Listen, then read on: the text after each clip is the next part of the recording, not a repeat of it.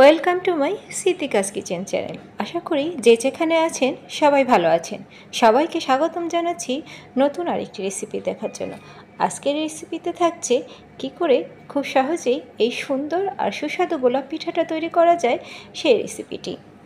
আজকের এই পিঠাটা আমি একদম যে কোনো ফুড কালার ছাড়া কিভাবে একদম গোলাপের মতো তৈরি করলাম সেই টিপসও থাকছে।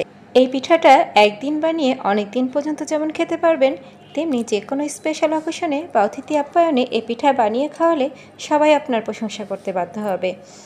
আর কথা না বাড়িয়ে চলুন মূল রেসিপিতে চলে যাই। এখানে আমি একটি বিটরুট ব্লেন্ড করে নিয়েছিলাম, সেটা একটা সাদা কাপড় দিয়ে ভালো করে ছেঁকে শুধু রসটা নিয়ে নেব। আর নিয়ে নেব হাফ কাপ ময়দা। প্রথমে আমি হাফ কাপ ময়দা এই বিটরুটের রসটা দিয়ে ভালো করে মথে নেব, একদম ঠান্ডা রস দিয়ে। এই ময়দাটা সেদ্ধ করার কোনো প্রয়োজন নেই। এখানে আপনি চালের গুঁড়ি কিংবা আটা দিয়েও তৈরি করে নিতে পারেন। চালের গুঁড়ি দিয়ে তৈরি করলে সেদ্ধ করে নেবেন। একইভাবে আমি আরও হাফ কাপ ময়দা দিয়ে আরেকটি সাদা কালারের ডো তৈরি করে নিলাম। ডোটা আমি একটা পলিথিন দিয়ে মুড়িয়ে আধা ঘন্টার জন্য রেখে দিয়েছিলাম। আর অবশ্যই ডো মাখার সময় সামান্য পরিমাণে লবণ অ্যাড করব। বানিয়ে রাখা ডো দিয়ে এখন আমি বড় করে রুটি বেলে নেব।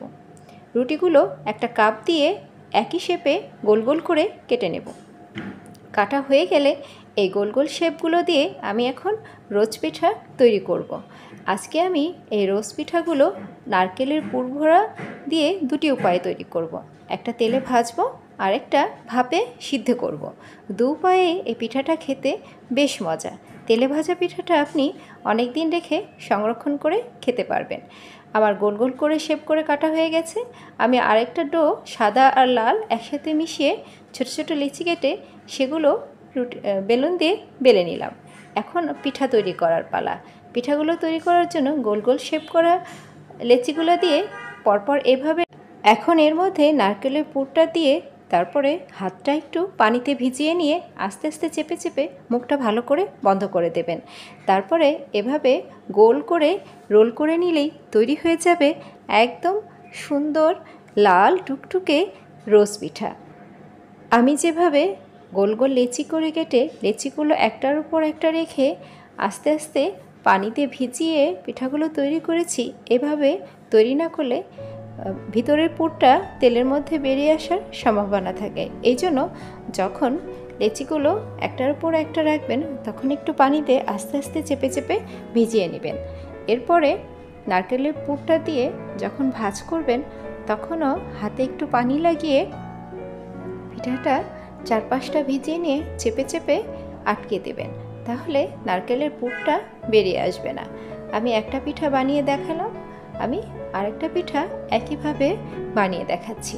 দেখুন আমি যেভাবে নারকেলের পুরটা মাঝখানে দিয়ে দিলাম ঠিক এভাবেই নারকেলের পুরটা মাঝামাঝি দিয়ে ঠিক এভাবে গোল গোল করে রোল করে নিলেই পিঠাটা একদম গোলাপের মতো হয়ে যাবে। তারপরে পাপড়িগুলো একটু হাত দিয়ে ছাড়িয়ে নিলেই দেখতে একদম গোলাপের মতো লাগবে। এই পিঠাটা আমি বিটরুটের রস দিয়ে করেছি। এটা ভাজা বা ভাপে সিদ্ধ করার পরেও কালারটা নষ্ট হয় না। যে কোনো বিয়ে অনুষ্ঠানে কিংবা অতিথি আপ্যায়নে এই পিঠাটা খেতে দিলে যে কেউ অনেক খুশি হয়ে যাবে। ভাজার পরে বা ভাপে সিদ্ধর পরেও দেখবেন কালারটা আগের মতোই থাকবে। এখন আমি কিছু পিঠা তেলে ভেজে নেব। এজন্য প্যানে তেল দিয়ে দিলাম। চুলার আঁচ মিডিয়াম রেখে আস্তে আস্তে পিঠাগুলো ভেজে নিলে একদম খাস্তা মুচমোচা হবে। এখন আমি বাকি পিঠাগুলো ভাপে সিদ্ধ করে নেব। একটা স্টিমারে আমি পানিটা আগেই ফুটিয়ে নিয়েছিলাম। এর মধ্যে এখন পিঠাগুলো দিয়ে ঢাকনাতে ঢেকে দিলেই তৈরি হয়ে যাবে আমার গোলাপ পিঠা। আপনারা বাসায় অবশ্যই